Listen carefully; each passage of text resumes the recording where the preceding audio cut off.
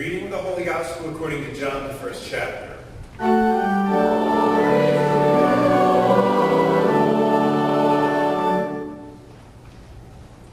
In the beginning was the Word, and the Word was with God, and the Word was God. He was in the beginning with God.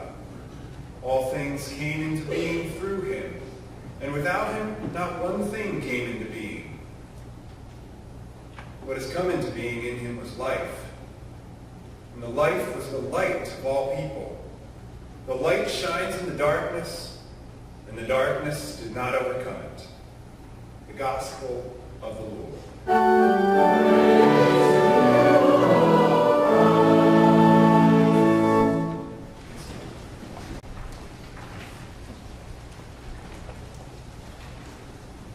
So fill in the blank. Joshua fought the battle of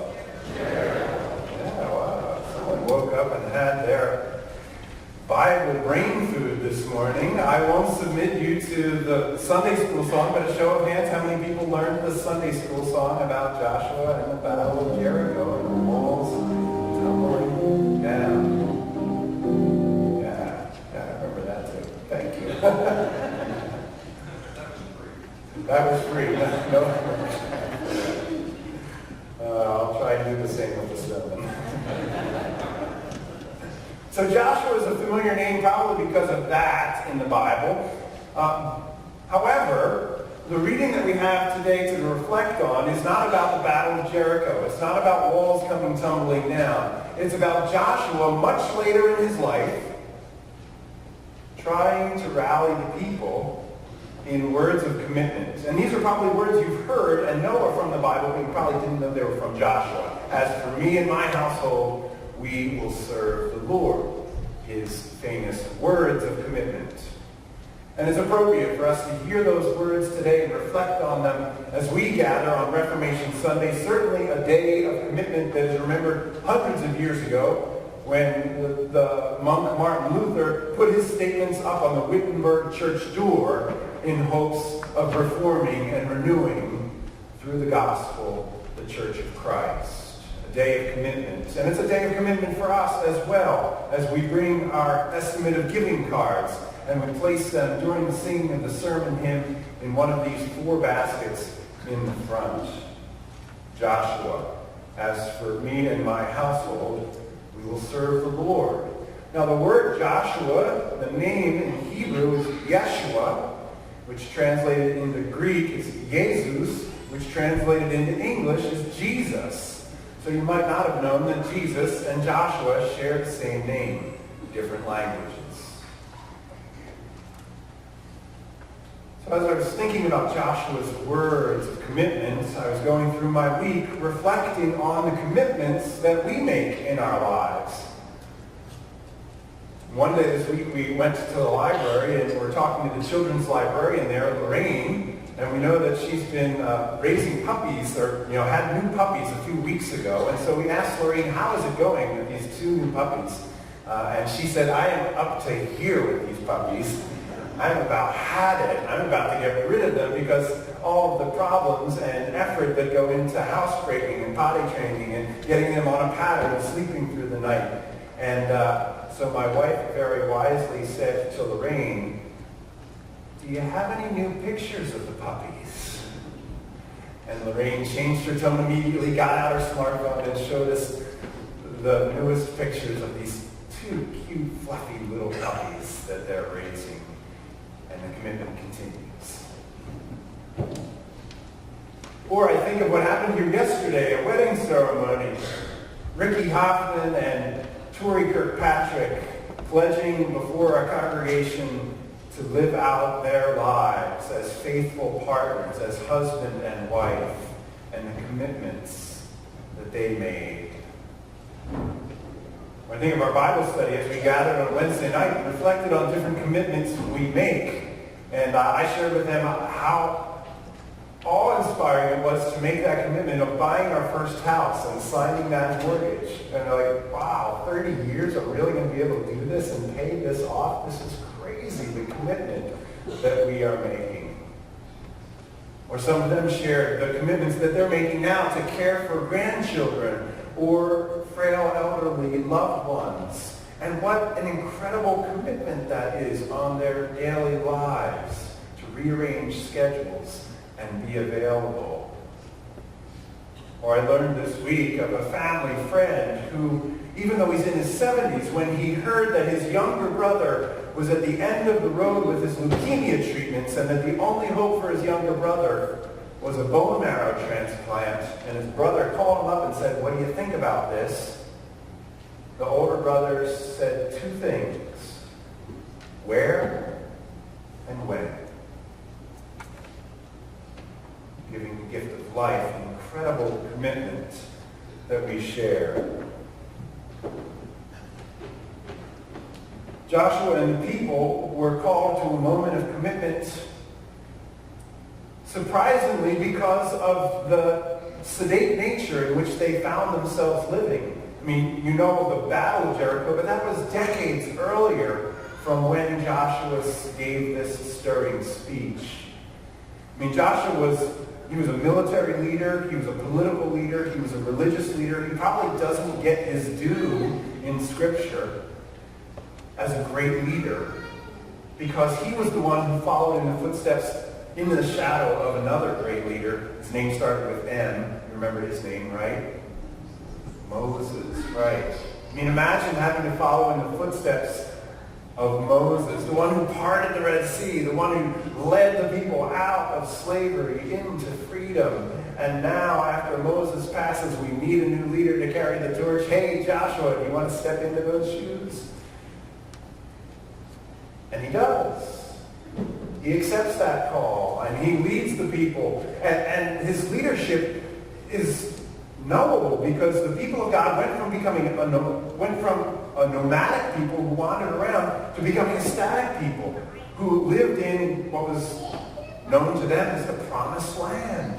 You know, we think of it as a land flowing with milk and honey, kind of like the new Wegmans that's going to open down the street. But the Promised Land was a land that was already inhabited by other people. The Amorites were there. And so Joshua had to lead God's people into carving out some space for God's people in that promised land. And finally, they had arrived under his military leadership and political leadership, and they experienced, the text tells us, decades of peace.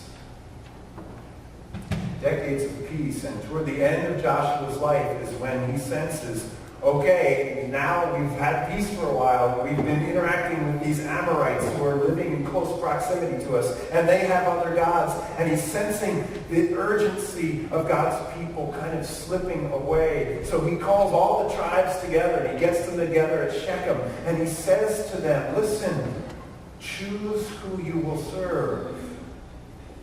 Maybe the gods back in Egypt, you remember the gods of the Egyptians that they served so many decades ago? Or if not then the gods of the Amorites in whose land you now live? I mean, he's honest, isn't he? We placed something first in our lives. Whether we make that decision or whether we let that decision go undecided, something bubbles to the top and becomes our priority.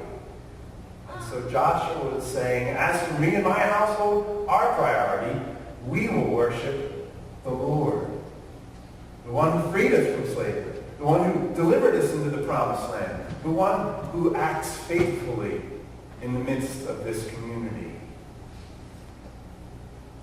So I want to share 3 stories of people who have made their commitments, different commitments, because of their faith to try and be a light to the world around them.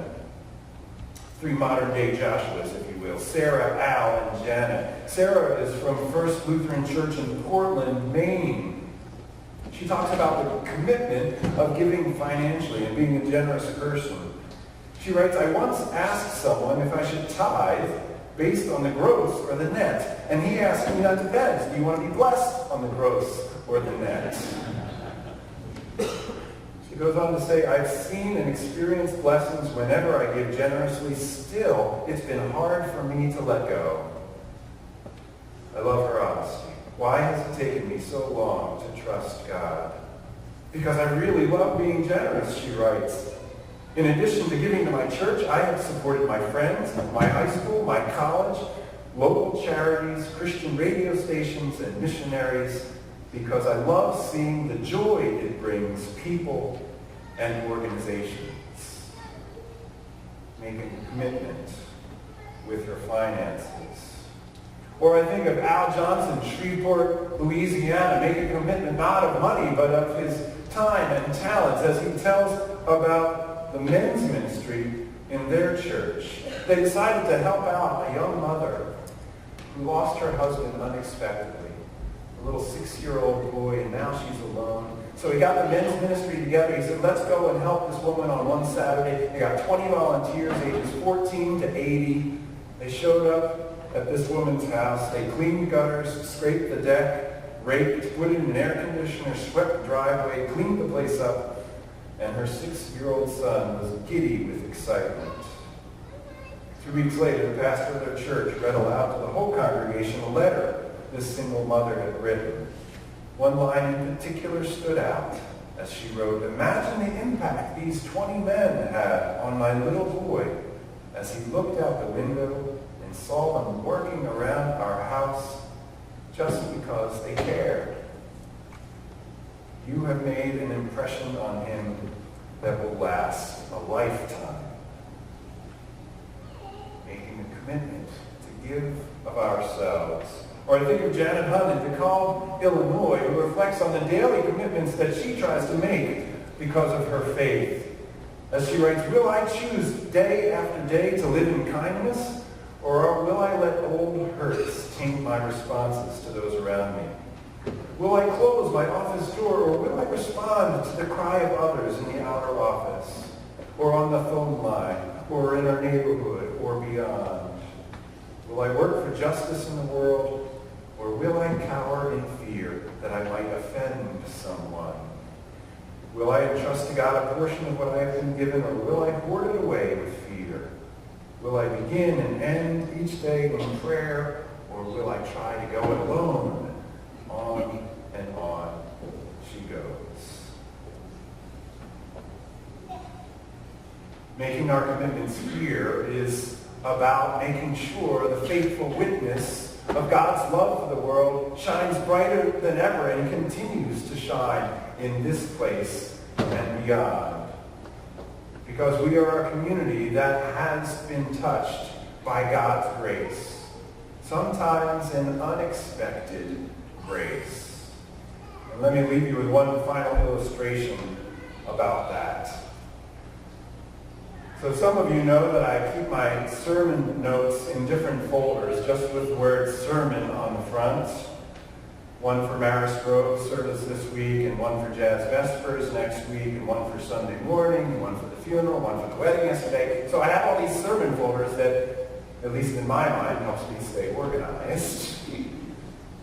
And I'm often carrying them around. And one week I was carrying around my sermon folder as I went about my errands, because you never know what kind of sermon illustrations you can get when you're in the Giant grocery store.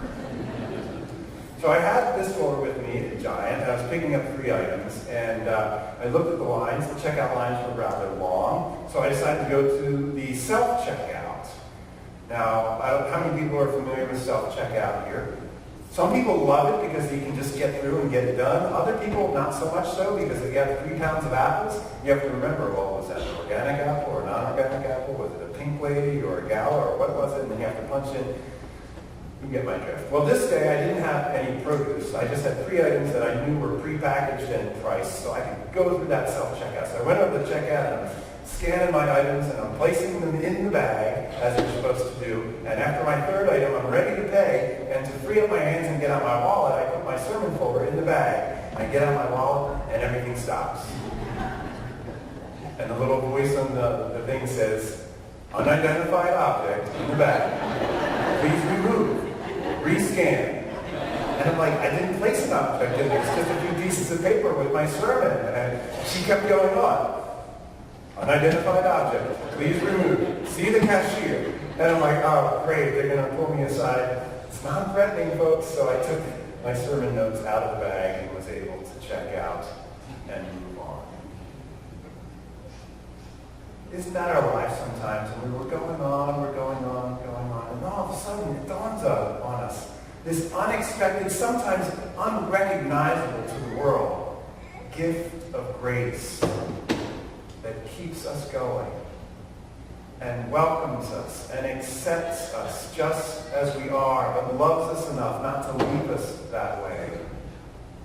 For we have a God who reminds us that he was active in Joshua's time, and even before Joshua's time, and he was active in Yeshua of Nazareth, Jesus of Nazareth. We have a God whose message tells us that our worth is not a human achievement, but it is a divine gift. A divine gift that enables us in a community, even as some cry, for the rest of us to be okay with that, because we have a God who comforts us in all of our sorrows. Our worth, not a human achievement, but a divine gift. That's what we come to celebrate this day. That's what we come to commit ourselves to. So as for Calvary and this household of faith, we will serve the Lord. Come, stand with us, and live in the light. And now to him who is able to accomplish abundantly beyond all we can ask or imagine, to him be glory, now and forever. Amen.